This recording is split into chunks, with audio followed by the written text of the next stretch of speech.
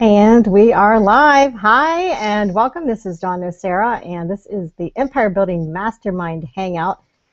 And this week, we're talking about inspired action. And I am running a little bit late, admittedly, so I'm going to post the link up on the event page so you can join in just a minute. And I would love to have you here. We're talking about empire building and taking inspired action. So, what is empire building? Empire building is the process of creating a business that is based off of who you are.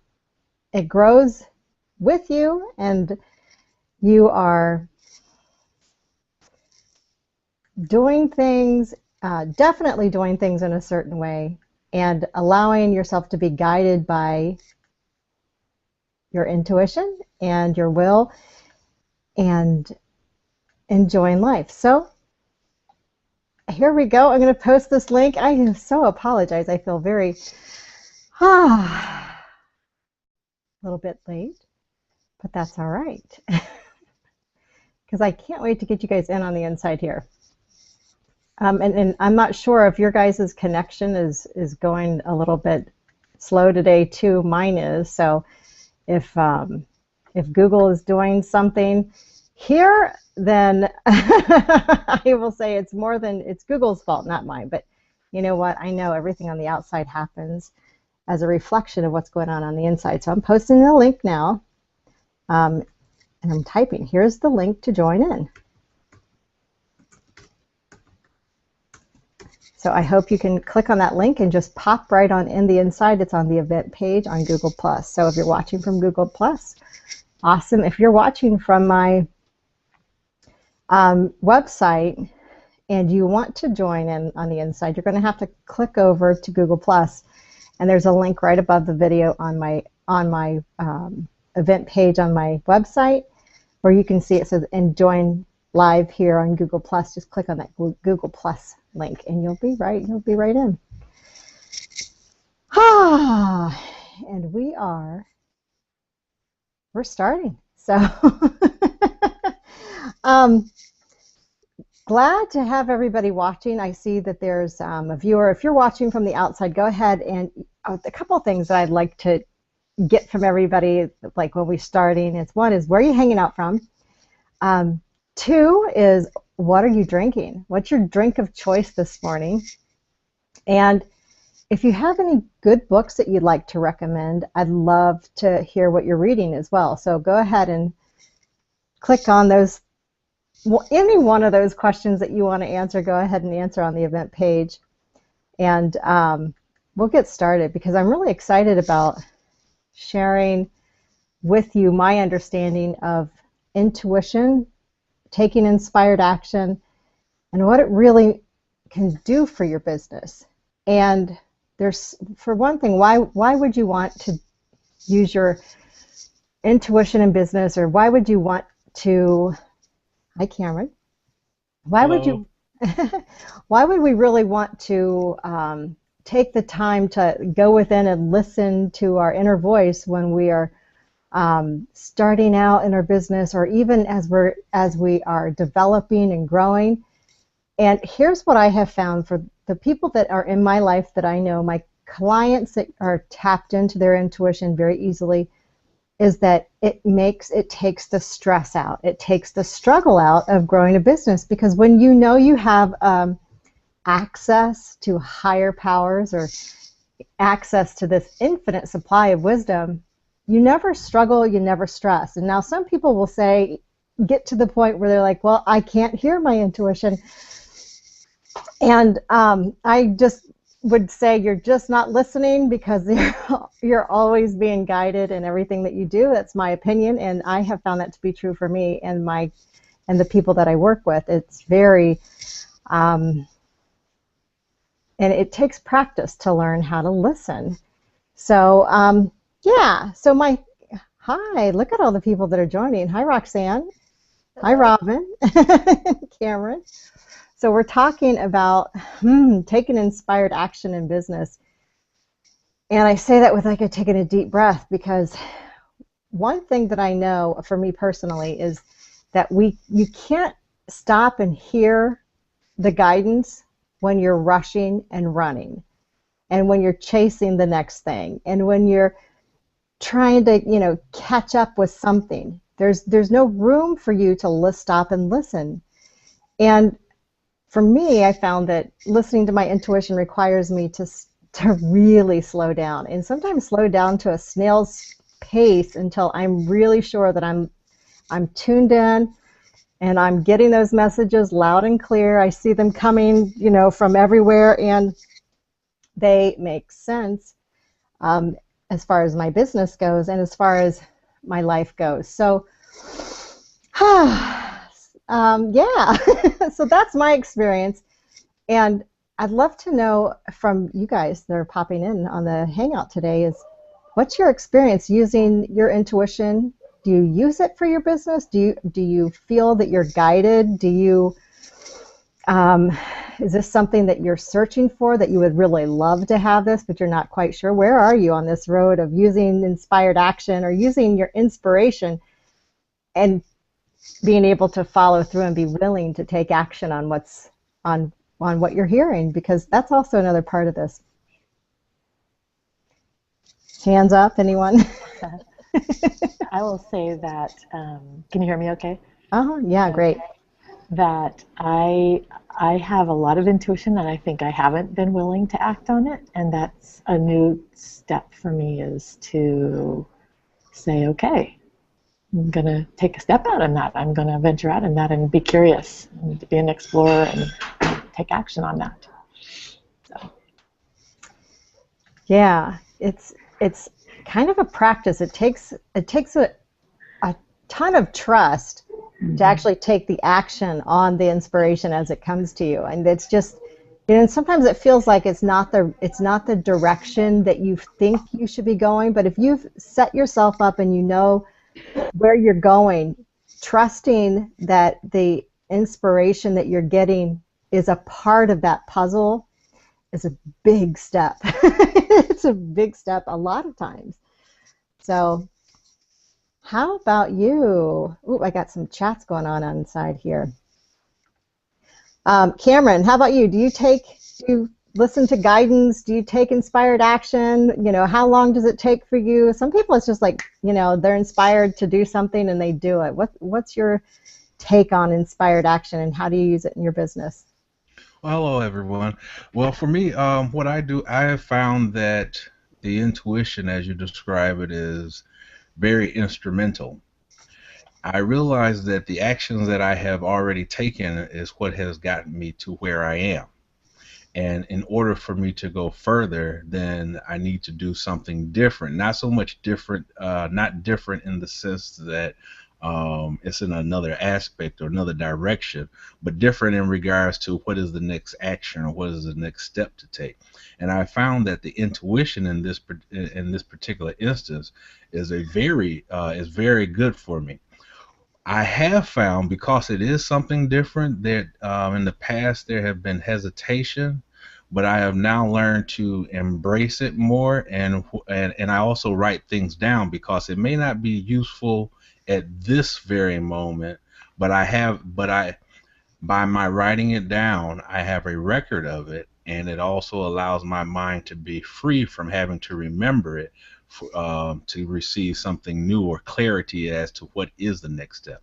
Thanks. That is awesome. I mean, that's a great piece of advice too, is to write it down when it comes to you, because sometimes it doesn't make sense and there's not the opportunity to act on it until, the universe puts everything into place, and bam, it's like, oh yeah, I wrote it down, and that's exactly how to do it. Roxanne, how about you? Well, I'm writing things down different. I'm writing blogging now, so that's helping me. Just not about me, but about other people. So that's just started opening up things for me.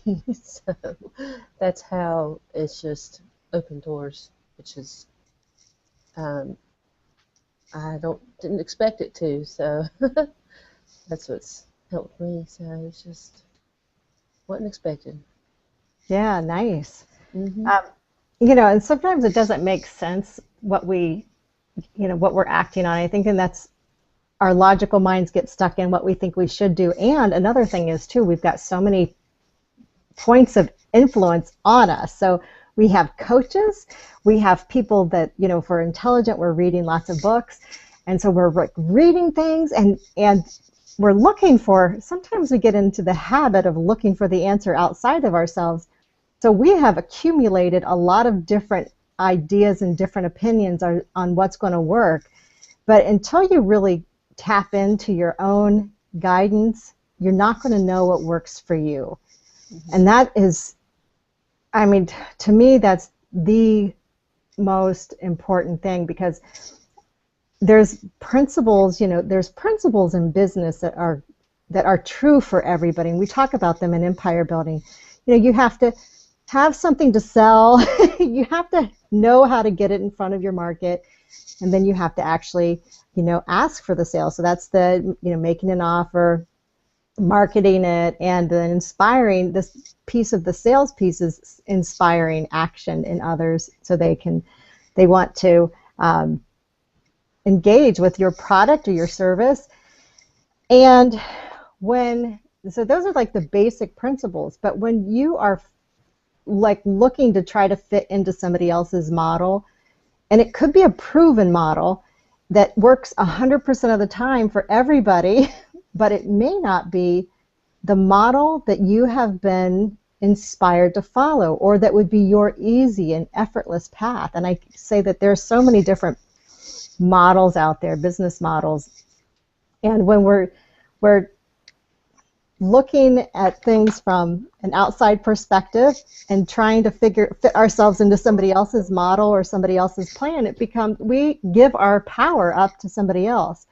But when we sit back and we tap into that infinite wisdom and say, okay, this is where I know I'm going, because that's really the first piece of using your intuition, is giving it a direction, giving it a real direction. And that's our job, is to say, here's where I want to go. This is where our free will comes in. Given, our intuition and giving the direction that we want to go. We get called to do things and that may not make sense as well. And that may be another topic of discussion, because I've had some of those recently. But all the time, you've got the power to give your guidance, your intuition, the direction that you want to go in general. Like even within a call, you can say, okay, I've been called to do this, but you know what, I like this idea, and I would also like this also to be included in that call, we'll call it. So yeah, that's my thoughts on that. And I've used intuition, and I have written about intuition extensively in my 7 Keys to Freedom book. And the thing that most people, we're all connected and we're all getting intuitive nudges all the time, 100% of the time. Sometimes we just don't even recognize that it's intuition. But learning how to harness that is really important, especially in business, and especially if you've got people to lead. And it could just be a family. Families, when you're the leader of the family, the mom, the matriarch, or the patriarch, your intuition is really tapped into how to keep the members of your tribe, family, whether it's business tribe, growing and expanding in the way that is most beneficial for them. So, hi, Robert. Welcome. Hi, Dawn. I had a hard time finding you today for some reason. I couldn't find the link. I finally tracked it down, but sorry I'm late. Good to be here. Good to see you. Yeah, I was late too. I think that's why it was a hard time for people to find. But you know what? We got some new people. Roxanne's in here, and I think we have some new people from the outside that are watching too, so I'm excited about that. So, cool. Good things come from being late. What do you think about inspired action? Well, I'm a huge believer in inspired action. As you know, I wrote a little book. Let me see if it's within arm's reach here. Yes, it is. I wrote a little book called Manifesting for Non-Gurus. And the 5th step, and arguably the most important step, is taking inspired action. And I think, everybody knows they need to take action, but there's something really amazing about taking truly inspired action that's in alignment with our purpose and our sense of who we really are and the most important goals we have and feelings and emotions we want to experience. So, yeah, I use that expression all the time because it's one of the true building blocks in my work is inspired action. Yeah, great. Do you have an example? I'd love to ask. I mean, anybody who's watching, or even on the event page, if you want to type in here, I'd love to know. What was a time when you used inspired action and it really helped you? Like you remember, like the thing that you didn't make sense, but you did it, or a time when you kind of didn't take action and you look back and you realize, and I know this is kind of hard to think about it on the spot, but it could be your story or somebody else's. But do you have any thoughts on a time that you were either on the boat taking inspired action, or you kind of like were left at the train station or the train pulling out where you just missed it altogether? Wow, there's so many. For me personally, I think the time that comes to mind is many years ago. Dawn, but other people may not know, I had the chance to work with Jack Canfield really closely for a number of years, and the first exposure I had to Jack's work was going to a live workshop he did up in Santa Barbara, and I realized when I was headed up to that workshop that I really didn't know why I was going. Like, I just was driven, I was just drawn to it. I just knew intuitively, before I really had a sense of my intuition and the ability to tap into my intuition that I've developed over time, but it was funny because I remember driving to Santa Barbara. I live in San Diego. It's about a 3.5, 4-hour drive, and I was driving up there going, wait a minute, where am I going? What am I doing? What's this going to be about? I didn't even know. And to me, that was the evidence that it truly was an inspired action. It was just being driven by intuition and kind of an inner knowing versus that intellectual figure it out kind of energy that I so often was using at that time. And that you just talked about that figuring it out energy. What I have found, especially recently with my work with self-appreciation, and you'll love this and appreciate this, I think, Robert, but I have found that the more we let go of the need to figure it out, whatever it is, and I take a deep breath about this, the more we become who we really are meant to be. And the more we're able to appreciate ourselves for just being, awesome, or being, or just being ourselves, as opposed to needing to be something for somebody else or for a reason that doesn't fit in our lives. Mm-hmm.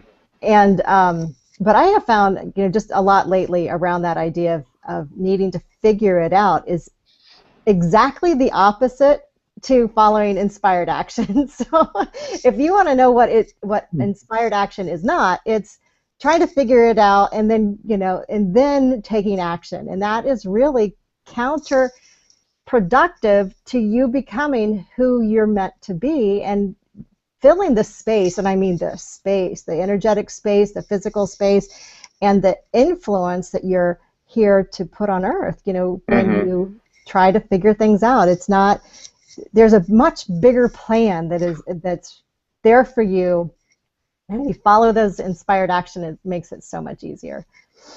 I was in a workshop this weekend. We were doing an activity, and after this I'll be quiet and let other people chime in, but it's right in alignment with what you're talking about. We were doing an activity where we were looking at what our inspired actions are and then examining what kind of fears would come up and get in the way. And part of the activity was to explore your body and find in your body where that fear was showing up. And for me, the fear that was showing up that was getting in the way of me taking action was showing up in my right shoulder.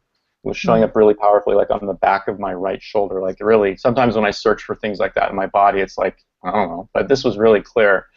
And then the follow-up question was, well, why is it there? Like, why is it showing up in that part of your body? And it was really clear to me that, as I understand it, the activity of the left brain shows up in the right side of my body, and the activity in my right brain shows up in the left side of my body.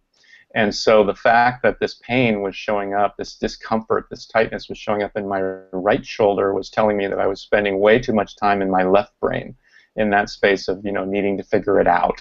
kind of, and the degree to which I was willing to let that go and move into my right brain and be in that state of open-mindedness and creativity and listening to my intuition, literally as I did that, I felt that discomfort, that kind of tightness in my shoulder. It was just like it just melted away. It was really interesting to me to have a real physiological kind of evidence process of how that all works or doesn't work in many cases. Yeah, our bodies are so amazing too, and I'm glad you're bringing up some wonderful things. So I appreciate that. Yeah, our bodies hold all of the stress that we put on it, and of course the stress comes from really not following our intuition, or following our path. I mean, we block ourselves energy.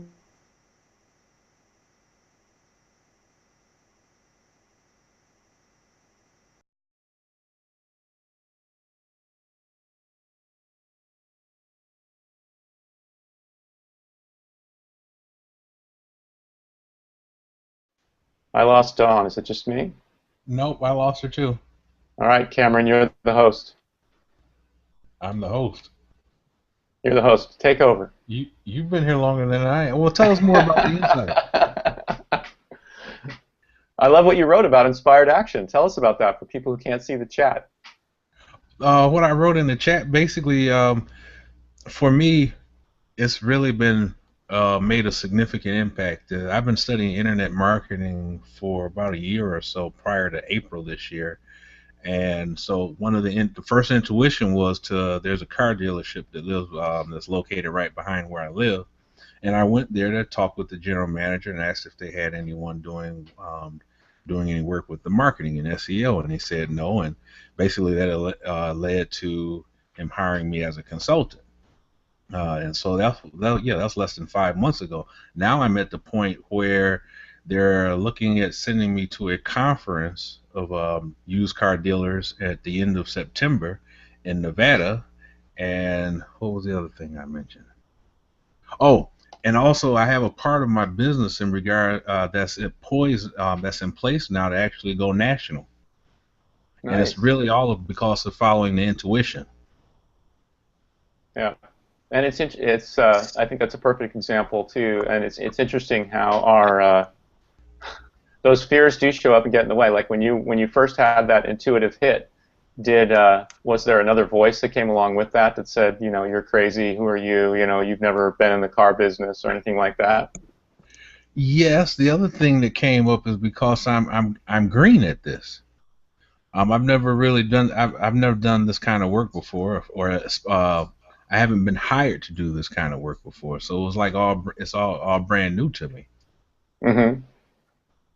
And the results that showed up for you are great evidence. I was saying I was in this workshop this past weekend, and part of what the workshop leader was teaching was if we listen to our intuition and we get a yes, and we listen to our rational mind and we get a yes, like this is a good idea, it makes sense, it's not dangerous in any way, but then our fear shows up and says no, that's actually a really good indicator that we're on course. So that kind of yes from intuition, yes from our rational mind, and then no from our fear. The no is not a sign that we're off course. If the only no we're getting is from our fears, it's actually what he was teaching, and it made a lot of sense to me, and I think your evidence kind of supports that, is we're actually on course. I have also had some experience where the rationale has been where I almost reasoned my way out of taking action. Mm-hmm. Yeah, we can start a 12-step program for that one, right? So we have, let's see, we have Robin and Roxanne who look like they're on mute. Do you guys have anything you want to add? Yeah, that 12-step program would be great. That's a whole different hangout. Yeah. So do you have any examples that come to you in terms of in terms of Dawn's question about times that you've used intuition and led to taking inspired action?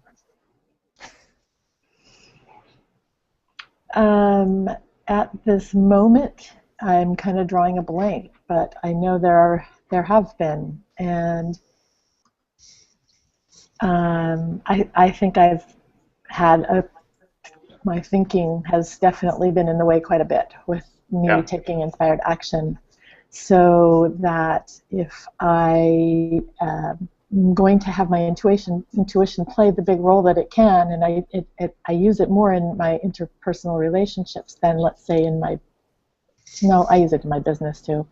Yeah, when I just allow myself to take action based on my inspiration and intuition, everything goes well. And when I overthink, which is quite often, I just kind of muck it up. And it may still work out, but it just doesn't go quite as smoothly. And it's not as enjoyable. So that's good for me to hear myself say that. Yeah. Well, I think it's a good reminder for me too. I know. I love that expression about how the mind is a wonderful servant but a terrible leader. And when we put the mind in charge, things don't necessarily go well, just like you said.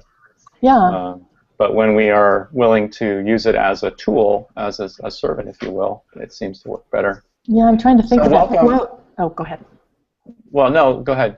There was a quote that Einstein had that we've taught that intellect is the most important thing, and that it serves, instead of reversed where the intuition is what everything is to serve and our deepest divine inspiration, instead we sort of reversed it and put the intellect higher culturally, I think. Definitely that's going on in schools.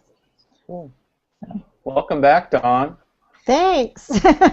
I tried to delegate the facilitation to Cameron, but he resisted, so I kind of took over. Oh, you're awesome. Yeah, any one of you could have taken over. So, yeah, thanks. I'm sure you guys talked about it, but I just came in on that last piece of the conversation. And really, in America, is one of the only places that intuition is really not valued. Like, it is in other places, and especially the East. Like it seems like India, they are really value intuition, and the way the Chinese people, if you've ever been to China, I mean, the way they operate. They move through something that they feel through their body. I can't even imagine what it is. There's a million people, and they're all moving at the same time, and it looks like total chaos. And rarely like percentage-wise, there are accidents, but I'm saying percentage-wise, there's much less road accidents there than I see here, where everybody's trying to do the right thing and being logical and moving. Yeah, and mother's intuition, whew, that is something else. I'm looking at the group, the chat over here. Roxanne's talking about. I want to hear from Roxanne. Help me out with that one. I want to hear about your mother's intuition. Well, my daughter's she's a senior this year, and last year she was dating another guy who is in the ROTC, and we went to one of his, like they have a show, or not a show, but a competition where they do their little gun tosses and stuff like that, and he was doing that out on the ground, and one of the other guys is the leader, or I don't know what he was called, but he was the head of them. He kept talking to her while we were supposed to be watching her boyfriend, and I was like, does she not know that he wants to date her? And she never knew it. She didn't even hit her. And it was funny, after he got done competing, she was sitting on one side, and then it was him on the other side, and the guy she was dating came and sat down beside me and did not ask the other guy to get up and move. And that was just so funny, because I'm like, you don't want to ask. I asked the guy that she was dating, I said, you don't want to go over there and tell him to move? So I told her, I said, he wants to date you, and he wants to ask you to marry him. And she's like, what? I said, uh-huh. So they're together now, but he's off in the Army, because he's with the ROTC. He had already signed up, but he's with them and already wanting to marry her. So a mother's intuition. Yeah, definitely. That's definitely an example of mother's intuition. I have 3 kids, and I can turn it off, and I have to turn it off a lot of times. Otherwise, I would just be chasing around after them. I just, and I trust that the universe will take care of them, when I'm not around. And I also trust that if there's something that I really need to know, that I will know it. So I don't always have to be the hovering, and I'm not a hoverer at all, but um, there's something in being a mother, and all the intuition that you get about your children. It's like overload information. You get like overload guidance. So yeah.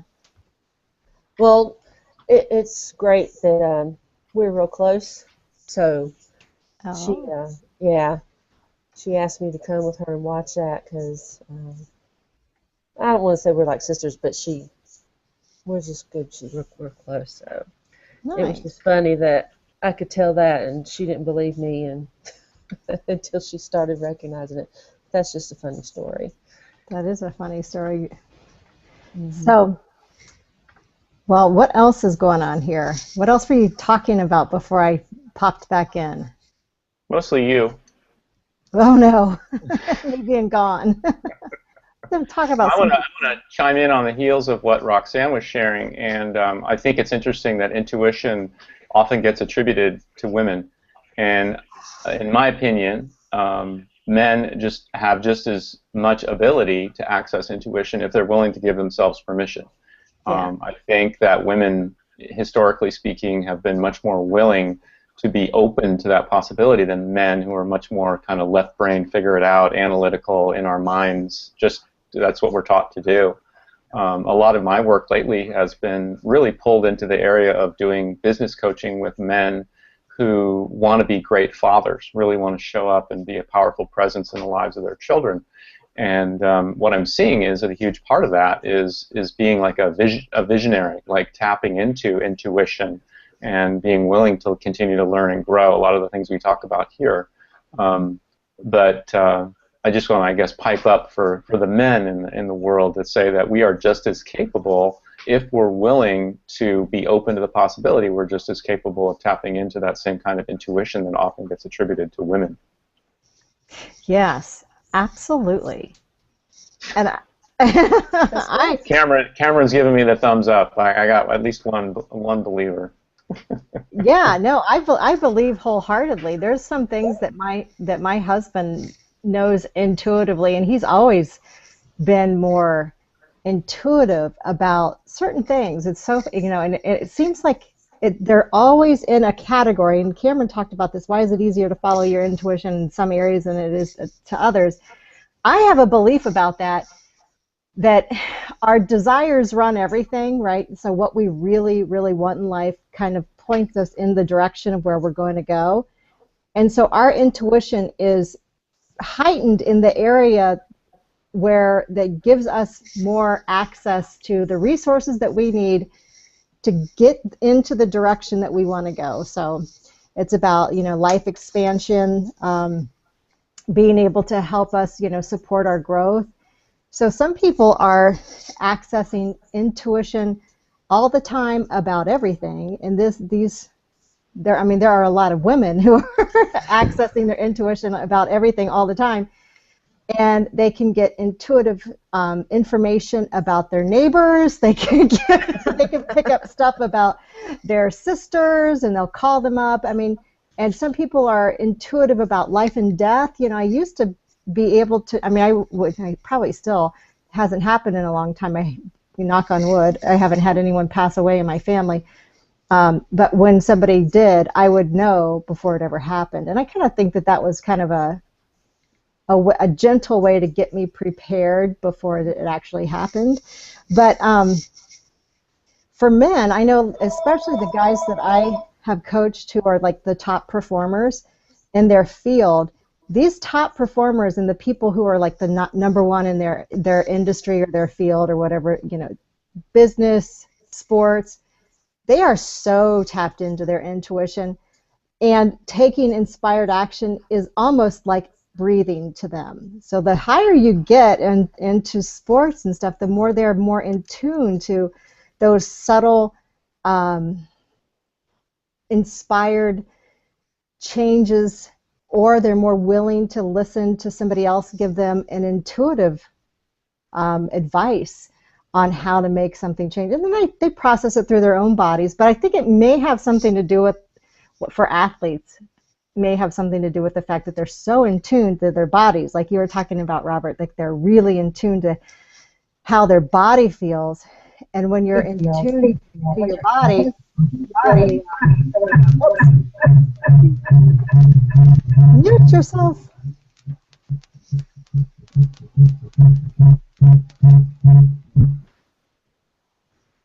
I think I got it. Did I? I did it. I'm trying to mute you, but it's not letting me mute you. I muted it. Sort of.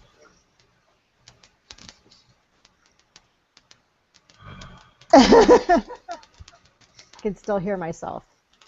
How's that? Better? Nope, I can still hear it. Anyway, so I think you guys got what my point was about your body being kind of a connection piece. Like you can really feel, in your body whether or not you're on the right path. And you're always on the right path, in my opinion. But men, definitely, you guys rock. Yay. All right, I'm going to fix this. Mark, I'm going to have to find out how to mute you here.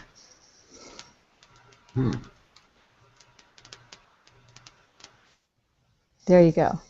Yay. I just muted me. And then you unmuted yourself, so I'm not sure how that is working. I'm sorry, such a mutant.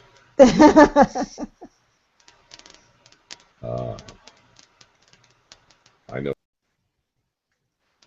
Sorry. Wasn't cut. Does muting Mark qualify as inspired action?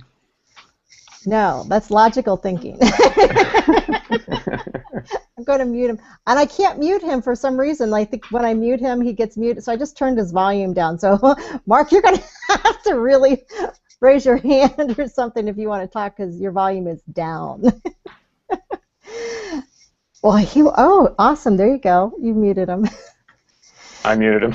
Yeah. Well, mine wouldn't. I'm on a major power trip today, Dawn. I'm just going to take over. It's like a mutiny. If you'll excuse the expression, a whole new a muting mutiny. I love it. I love it. A mutiny. A mutant mutiny. Oh, we're having fun now. So. So we're using our intuition. So you know what? I'd love to do like a little exercise before the end, and just to kind of help you understand how your intuition works. It's just a very simple thing. It responds to the question. Your intuition responds to the questions that you ask. There's no other way to put it. So when you're asking great questions to the universe, to your intuition, and you can write them down. I love writing them down and journaling, because I can write down the answers as I get them. So, but if you ask yourself great questions, you're going to get great answers. And the way your intuition is designed is that it will give you answers to the questions that you ask. So if you're asking yourself questions like, why am I struggling? You will actually get 1,000,000 different reasons why you struggle. Okay, are you following me?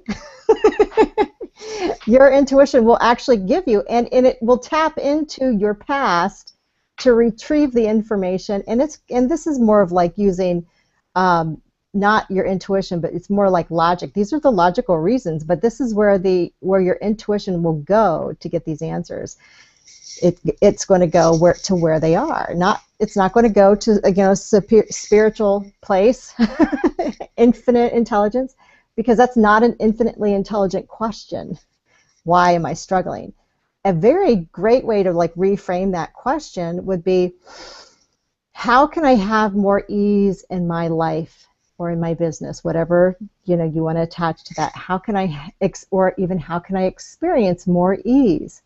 And when you ask that question, your intuition will kind of go wherever it needs to go to give you the answers that you need to have and experience what you're asking for.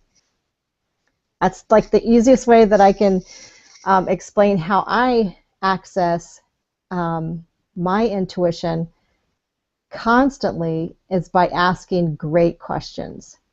And when I feel if I ever feel like I'm struggling, it's usually because I am not asking the right questions of my intuition, because my intuition is always going to lead me to ease and effortless expansion, because that's my goal in life, is ease and effortless expansion.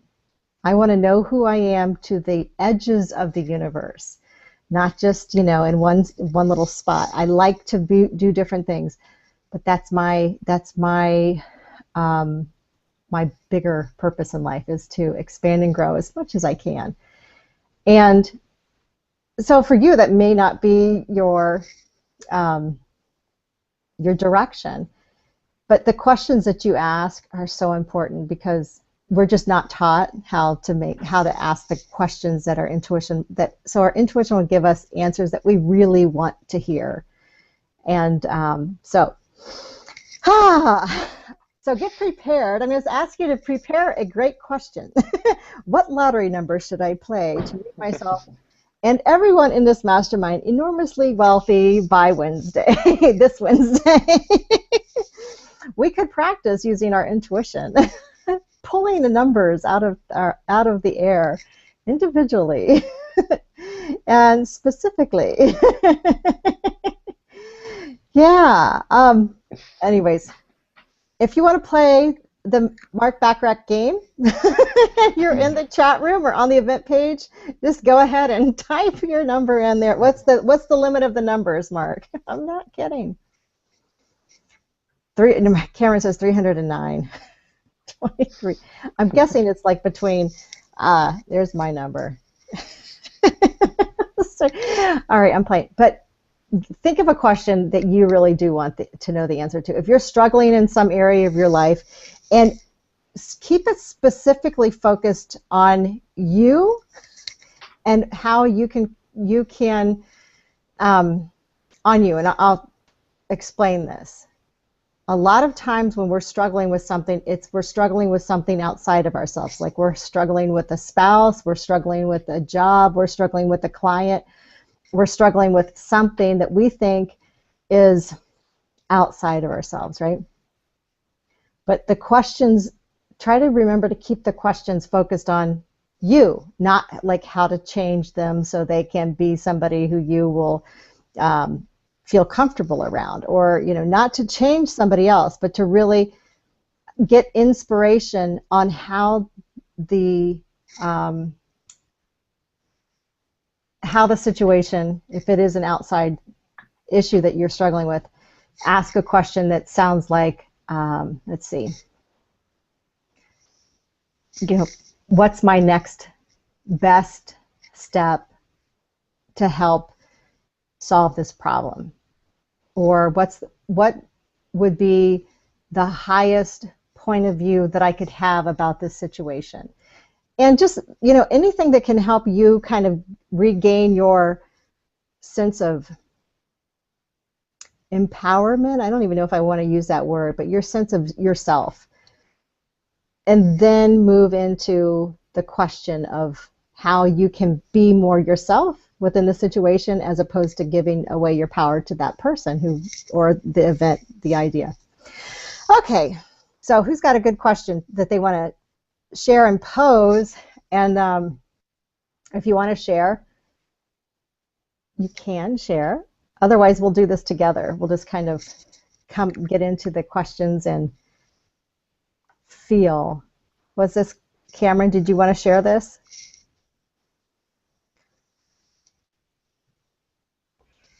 Yes. Okay. Thank you. What I found for myself is that I normally ask myself the questions before I go to sleep, and and to me, it's like I do that so that my subconscious or intuition works on it while the rest of me is getting sleep. And then the other thing is that I frame the question as in regards to how do I get to where it is that I want to be, or how do I get what it is I want to have. As I mentioned earlier, the about what my intuition told me, those were answers in regards to how do I wanted to be able to make a certain amount of revenue in a short period of, well, not in a specific period of time. And so part of the answer is what I received through my intuition.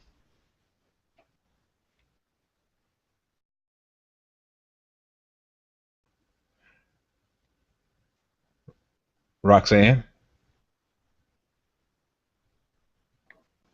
Did we I'm lose here. her again? I think we may have. we Oh, No, did no, I'm briefly. here. She's back. Oh no, she's there she is. I'm here. No, I'm listening. Roxanne's there, and Dawn is. Okay. My question, Cameron, for you was, so when you ask your questions at night, are you saying that you already have the answers to your questions?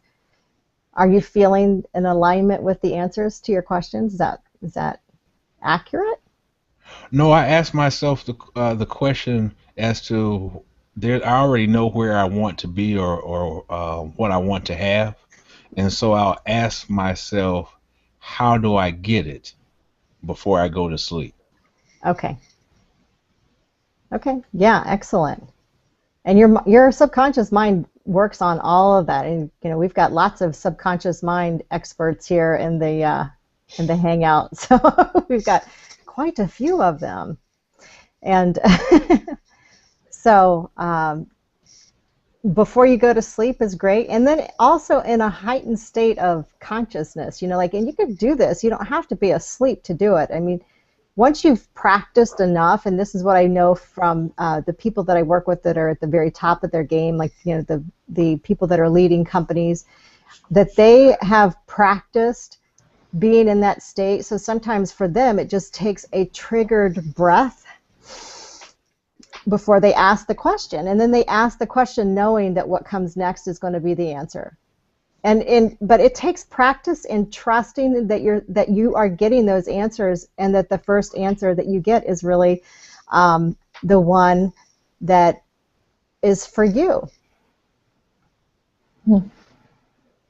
And sometimes we overthink things, and if you're an overthinker, I encourage you to just kind of give it a rest because you can overthink yourself right out of taking inspired action, and you can really put logic to the wind and just and start getting on another you can move from one hamster wheel to another by using by overthinking it. And you'll get yourself, instead of taking in the inspired action, you'll take more action than what you need, because you'll think that it's more than that. It has to be more than that. So what else could it be? And then you start adding things to what your intuition gave you, and all of a sudden you've created, I know this. I'm speaking from habit, I'm speaking from experience here. And then you start to add things to it, well, it can't just be that simple. Maybe I'll do this, and then maybe I'll do this, and then maybe I'll do this too, and then that'll make it perfect. No, the first tiny little piece of inspired action is really the perfect piece of inspired action. So I just thought I would ask that. So taking a deep breath. So I'm going to invite you to take a deep breath. Think of a question that you have for your business, and it could just be, what's that next inspired action I can take right now that'll get me where I want to go, wherever that is for you, in my business or in my life. I want you to just take a second and just kind of close your eyes and be calm and at peace with yourself. Allow yourself to ask inwardly. Imagine that the question that you're asking is going kind of like through your head and through your mind, down through your subconscious and into your heart, because that's really where you want it to go. And then imagine that question. What's that next inspired action, that next tiny action that you can take right now that'll move your business in the direction that you want to go, or move your life in the direction that you want to go?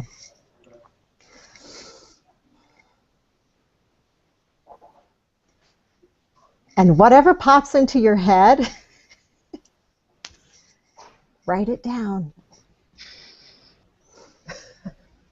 The first thing, not the second thing. I guess I look for too far into the future. I know where I want to go, so I have to look, I guess, come back to see how to get there. Like closer to you. Are you talking about like your intuition went like further into the future? And okay, so this and this is where most of us are living. We're living in the future, and we're living someplace like a distance beyond us, and our whole energy is there. And guess what? When we're manifesting and we're living from a place in the future, thinking that when I get there that I'll have it all, or when I have when this is in place or that is in place, then my life will be easy. When you're living from that place, you're kind of disconnected from your physical body, and your energy's out there. So you really want to move those two things together, kind of get in that energy that says, okay, right now, like when I'm done with the hangout, like right this very minute, what's the next step I can take? And mine just came through this that was just to email somebody. So I'm writing that down. Email, like okay, like an email. I'm going to send an email, and that's my next inspired action. It's not like the big grandiose create a new program and da da da da da da da. It's email somebody. This is how we get tricked. We think it has to be something really, really big. And move it into the now.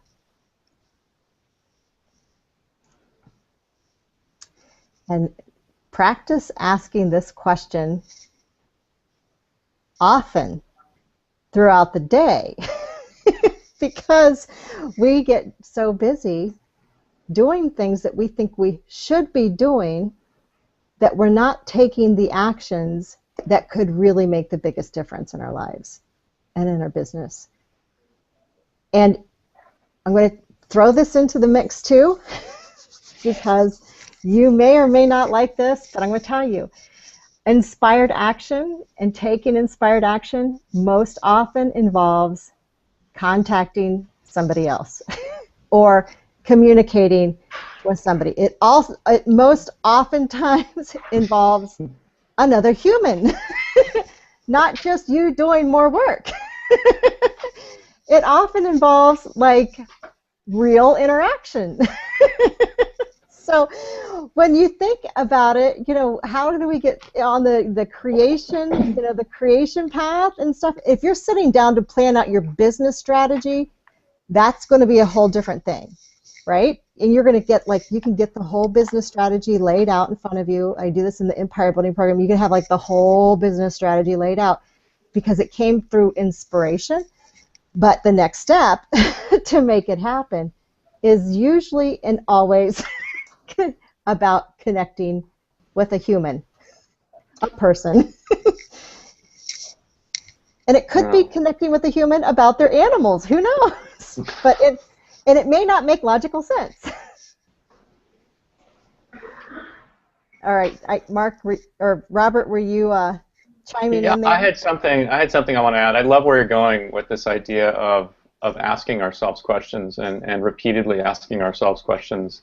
And at the same time, I think you shared something with us almost unconsciously that's a really important part of it, which was before we asked the question, you gave us an opportunity to just pause for a minute. If you're able to, close your deep breath and just allow yourself to get centered, to just be present before you ask the question. And one of the things I see with myself and with my clients sometimes is sometimes we're asking ourselves questions like this in a very frantic, stressed out, in our head kind of a frame of mind.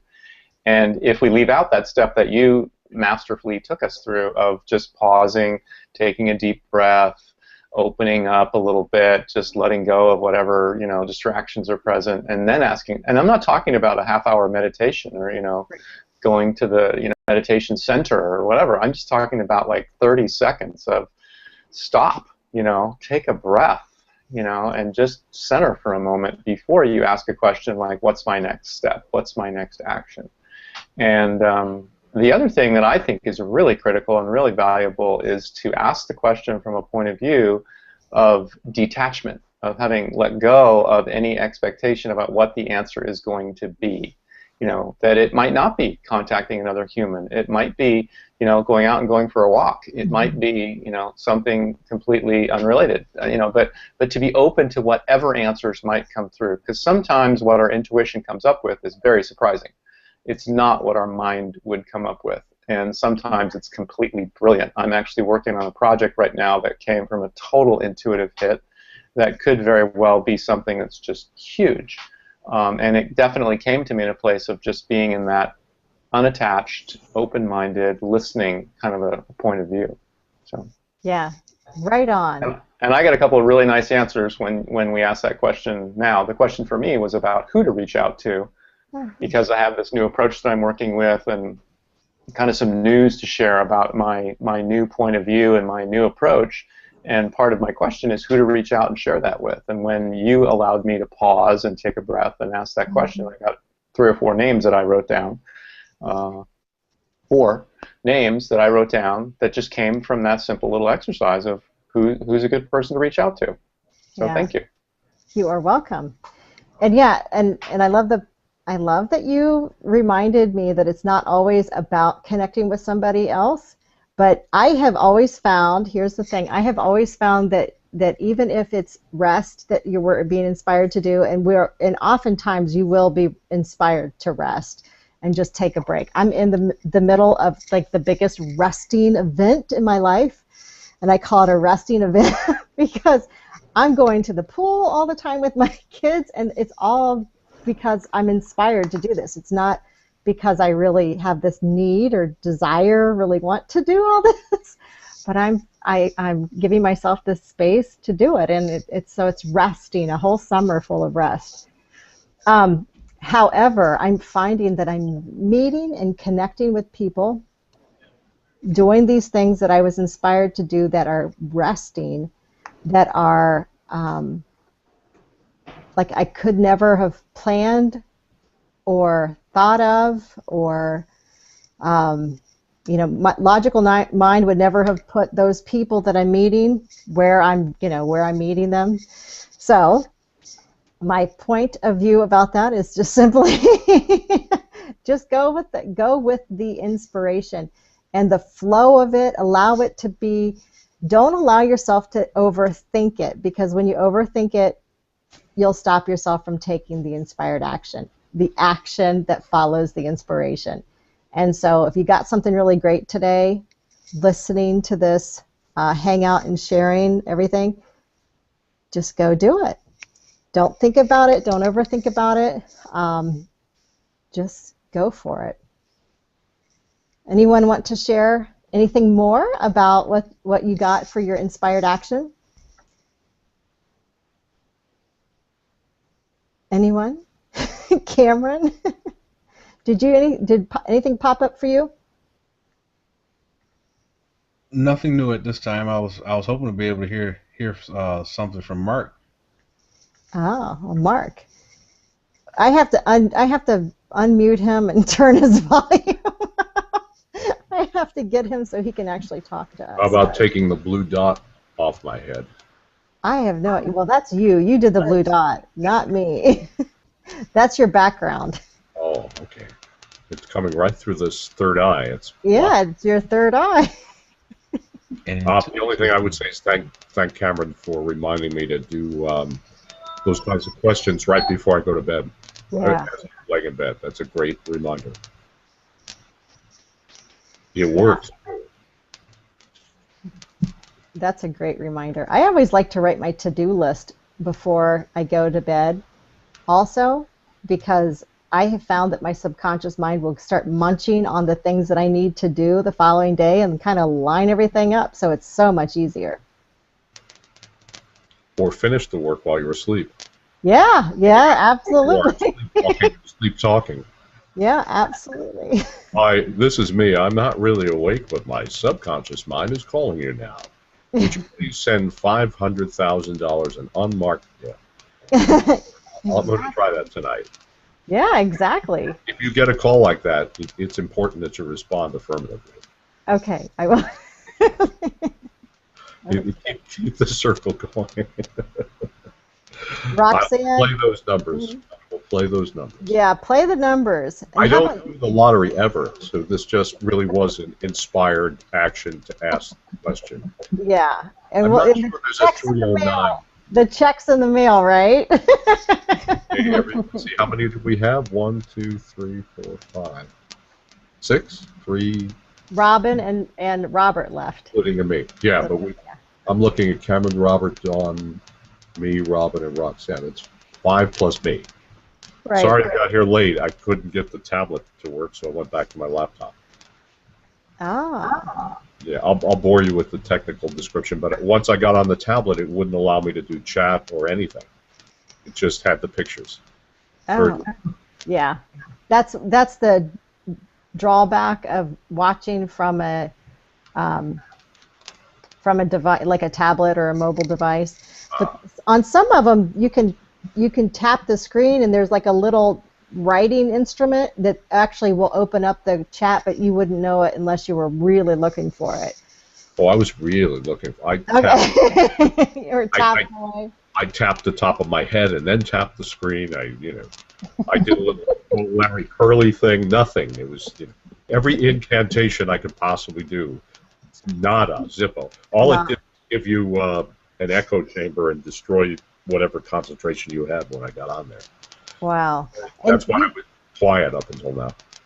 And you know what? I have got one more thing to share with everybody before we get off of here, and that is that Mark Burns was watching from the event page, and he was listening, and he says this is a great topic and quite timely that he's been producing an interview summit on intuition to income with almost 30 guests, and the summit is coming to an end this week with an interview with Robert McPhee, and it's all about how successful business owners have used their intuition in their business. Anyone can get access to the summit. I'm reading this straight off the event page. It's Intuition Comes Summit. Oh, yeah. Intuition to Income's Summit. Intuition to Income Summit. There you go. .com.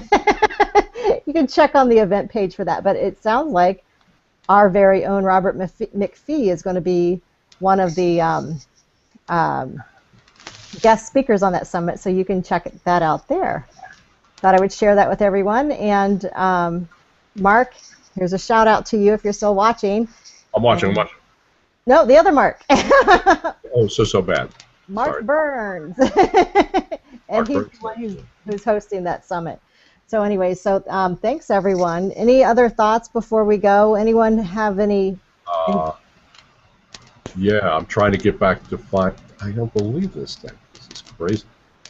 Oh, there you are. Okay. Oh, there's Roxanne. Hi, Roxanne. We've never met before, so. Hello. Yeah, tell us about yourself, Roxanne. You're the seizure person, and you really are about epilepsy. I went seizure today. Whoa. That's an interesting tagline. Yeah, thank you. Yeah. Yep. I fight seizures. Are you in North Carolina? Uh-huh. It's Winston-Salem. I'm going to be coming out to South Carolina. I was looking to put together a fundraiser up in North Carolina. We should talk offline. Okay. Yeah. What's your fundraiser for?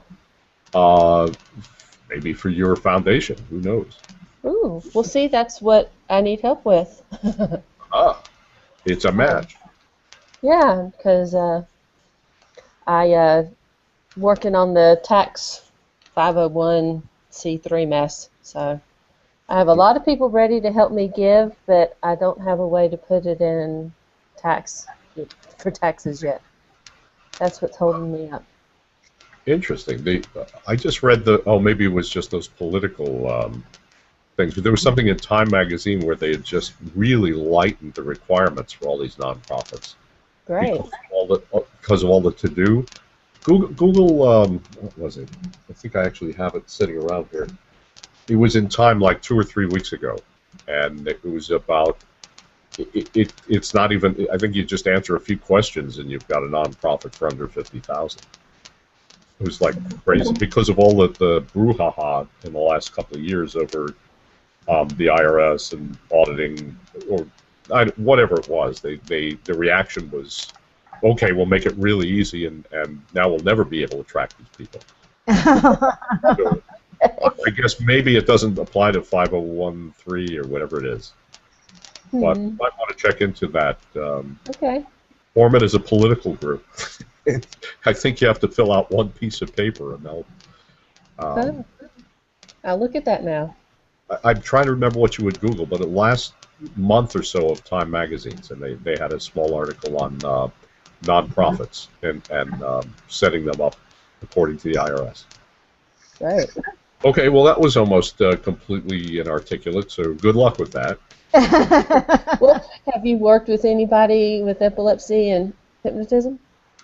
I had a colleague who was epileptic, and she used hypnotism to control it. Okay. Yeah, she was an interesting gal from Colorado. This is like 25 years ago or so. Yeah, one of the things you really don't want to do is be hypnotizing epileptics from the stage, because I'm a comedy hypnotist. So, I'm sorry. I can laugh. Yeah, no, that's cool. Well, I'll leave that go for now. I don't want to monopolize this conversation. But I'm thrilled to know what you do, because I was struggling with seizure the day, and I went, oh, okay, I better look up your profile. And sure enough, it was on your profile. Yes, Yeah, I have to do something intuition and not intuition, because I've done a lot with Congress and with raising money. Had a parade downtown in Winston-Salem, and if you know anything about North Carolina and R.J. Reynolds, we had a building that turned green and red for Christmas. It turned purple for the week, for a Saturday of the week in November that's for epilepsy awareness. It turned purple. They did that for us, so that's why I started on Google. There's too many people on Facebook, so I said I'm going to Google Plus. Started that here. Great, we're glad you're here. Welcome. So happy. Yes, and welcome. Well, guys, I'm going to have to get off of here. My littles are home, and I actually have another call coming up. So I'm back to the first annual summer resting experience featuring Dawn. This has been a huge experience for me, because since high school, and in high school I would spend all of my summers on vacation. I would go to visit my father, and he lived in St. Petersburg, Florida, so I would travel there every summer, and I couldn't get a job there because I was only there for 3 months, so we just played. I'd ride my bike to the beach, and we'd swim in the swimming pool because we had a swimming pool, and we'd go boating. I mean, we just relaxed and had fun in the sun. But when I really started working, I just put all of my effort and time into, working as opposed to relaxing in the summertime. And even when my kids were younger, I wasn't somebody who could actually stop and just put everything on hold to go and rest, and this has been my summer of resting. And I'm not saying everything's on hold, I'm still doing things, but it's like I'm really having so much space and time to. We've got a membership to the water park, we've been out to the local like the parks where you can see the wild animals. I've been taking pictures of flowers, stuff that I have never thought I would do. Nice. Having a good time. Yay. So you've been to the lion safari or African safari at the Columbus Zoo? We have the membership over there for Zambezi Bay, but I haven't. Oh, yes, I have. We went there last yeah, 2 weeks ago. I forgot that we were there. Yeah, that was great because we got to see the giraffes and all the animals. They're all running wild. Okay. Have you seen it? No, I haven't been. Oh, it's great. It's really a good time. There's a lot of people over there. We went on one of the nicest days of the summer, and it was, sunny, but not hot. And everybody was there. Yeah, it's a great place. We've got the best zoo in the world, I think, in Columbus. Oh. Yeah, so you can come. I hear the San Diego Zoo is pretty good too. I haven't been there. Yeah. Not to be rude, Dawn, but you did say that you have a call, and we don't want you to be late. Yeah. Said the little ones, just respect. All right. Get off of here. Bye, guys. Cameron, Bye. Cameron, before you go.